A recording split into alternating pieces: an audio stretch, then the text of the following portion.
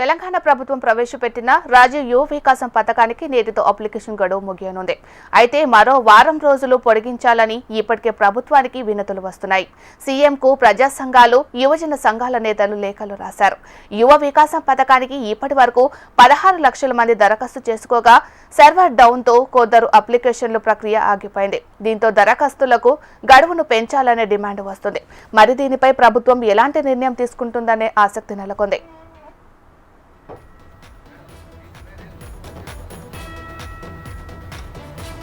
ఇదే అంశానికి సంబంధించి మరింత సమాచారాన్ని మా రీజనల్ కోఆర్డినేటర్ అశోక్ అందిస్తారు. అశోక్,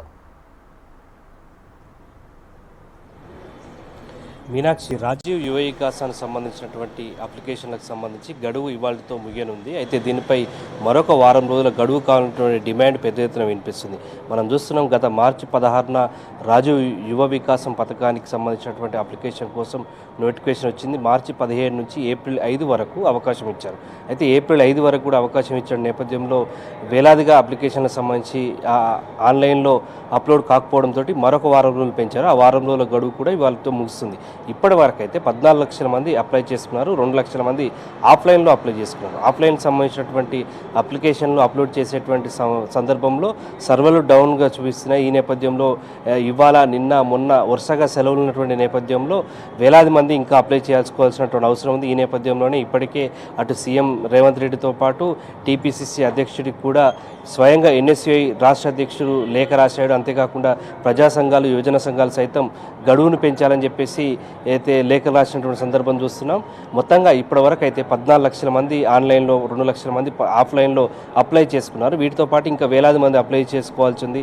సో ఈ నేపథ్యంలో గడువు పెంచాలంటే డిమాండ్ ప్రధానంగా వినిపిస్తుంది. మనం చూస్తున్నాం 50,000 రుణాల వరకు మొత్తం సబ్సిడీ, అలాగే 50 నుంచి 4 లక్షల వరకు 70 నుంచి 90% వరకు సబ్సిడీ ఉంది. ఈ నేపథ్యంలో దీనికి సంబంధించి యువకులతో పాటు వ్యవసాయ అనుబంధ సంఘాల్లో పనిచేసేటువంటి వారు కూడా రాజీవ్ యువ వికాసంలో తమకు అవకాశం కల్పించిన నేపథ్యంలోనే అప్లై చేస్తున్నారు. దీనికి సంబంధించి క్యాష్ సర్టిఫికేట్తో పాటు రేషన్ కార్డు లేదంటే ఇన్కమ్ సర్టిఫికేట్ ఇవన్నీ కూడా ఇబ్బందికరంగా మారాయి. సో ఈ నేపథ్యంలో గడువు పెంచాలన్నటువంటి డిమాండ్ ప్రధానంగా వినిపిస్తుంది. సో ఈ గడువుకు సంబంధించి ప్రభుత్వానికి కూడా దృష్టి వచ్చినట్టుగా సమాచారం. సో గడువు పెంపుపై కూడా ఒక నిర్ణయం తీసుకునే అవకాశం మనకు కనిపిస్తుంది. సాయంత్రంలోగా దీనిపై కీలక ప్రకటన చేసే అవకాశం మనకు ప్రభుత్వం నుంచి కనిపిస్తుంది. మీనాక్షి.